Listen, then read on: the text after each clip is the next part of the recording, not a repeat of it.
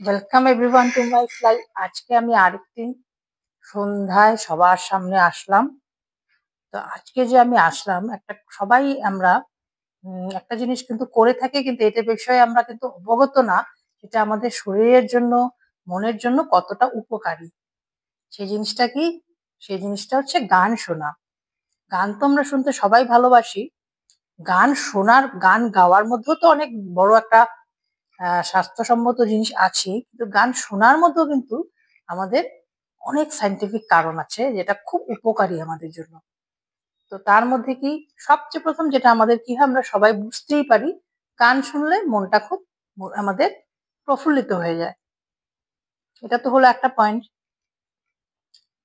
এছাড়াও আমি একটু পান খাচ্ছি, আজকে অনেকদিন পর একটা মিষ্টি পান খাচ্ছি। তো এছাড়াও কিন্তু গান শুনলে অনেক বড় একটা মজার জিনিস হয়। সেই মজার জিনিসটা হচ্ছে গিয়ে, আমরা যখন গান শুনি তখন আমাদের শরীরের মধ্যে একটা খুব সুন্দর আনন্দদায়ক একটা হরমোন রিলিজ হয়। সেই হরমোনটা রিলিজ হলে আমাদের অনেক কিছুই কন্ট্রোলে চলে আসে। সেই কন্ট্রোল গুলো কিরকম?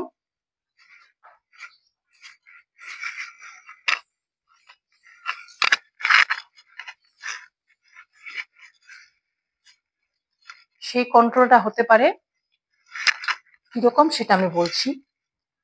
যেমন আমরা যখন ভালো কোনো গান শুনি তখন আমাদের মনটা খুব প্রফুল্লিত হয়, আমাদের যে গুড হরমোনটা রিলিজ হয় সেটার ফলে কি হয়, আমাদের ব্লাড সার্কুলেশনটা ব্রেনের খুব সুন্দরভাবে, আমাদের ব্রেনটা শান্ত হয়ে যায় অনেকটা, আমাদের কোনো টেনশনটা থাকে না ওই মুহূর্তে। সেজন্য আমাদের ব্লাড সার্কুলেশনটা খুব ভালো হয়, সেটার থেকে হাই প্রেশার আমাদের কমে যায়। তারপর আমরা যখন গান শুনি তখন আমাদের শরীরে গান থেকে বলে আর্থ্রাইটিসের মতো এরকম ব্যাধিটাও, যেটা খুব কষ্টদায়ক একটা প্রবলেম, সেটার থেকেও রেহাই পাওয়া গেছে। এটা কিন্তু ডাক্তারি রিসার্চে পাওয়া গেছে যে যারা খুব রিউমেটিক আর্থ্রাইটিসে ভুগছে তাদেরকে যদি আমরা গান শোনাই প্রতিনিয়ত, সেই ট্রিটমেন্টটা